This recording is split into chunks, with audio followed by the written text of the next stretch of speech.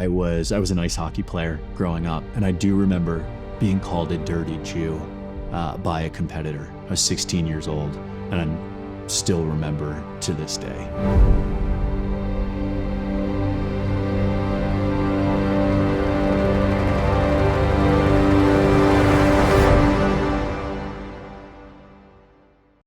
I'll never forget sitting in a class on the book of Romans. I was in high school, I think 10th or 11th grade. And, we're working through verse by verse, chapter by chapter. And we get to Romans 9. And the teacher, who was a board of director at the school, he was a former dean of the school, all of that, he just said, okay, the next 3 chapters, 9 to 11, too complicated. We're skipping over those. And I'll never forget one just being like, you've got to be kidding me. This is maybe the climax of this book. Like, this is the point that it's building to. And I'll never forget there was a classmate that actually challenged him and said, why are we skipping it? He basically said, well, it's about Israel, and Israel's not relevant anymore. The church has replaced Israel. And gosh, sitting in that room, it was just a feeling of being alone.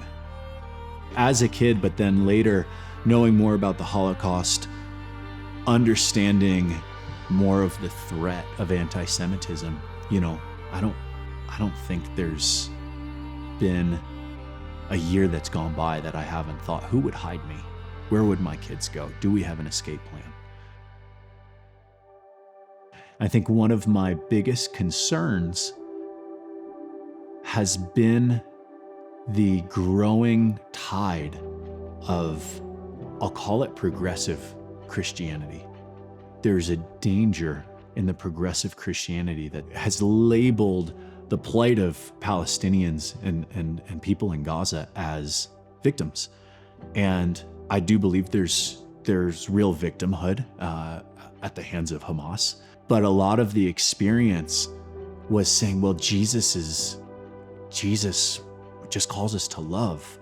How can war, how can, the Israelis fight back and that be righteous? And some people asked that question with genuine curiosity. They were open, and that openness meant a lot to us too. Because I don't expect everyone to understand. I don't expect everyone to have all the answers. I certainly don't.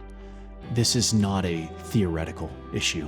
Certainly there's theory, certainly there's theology, there's economics, there's politics, there's all of that.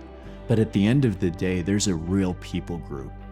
There's my people group with an existential threat that has to be combated.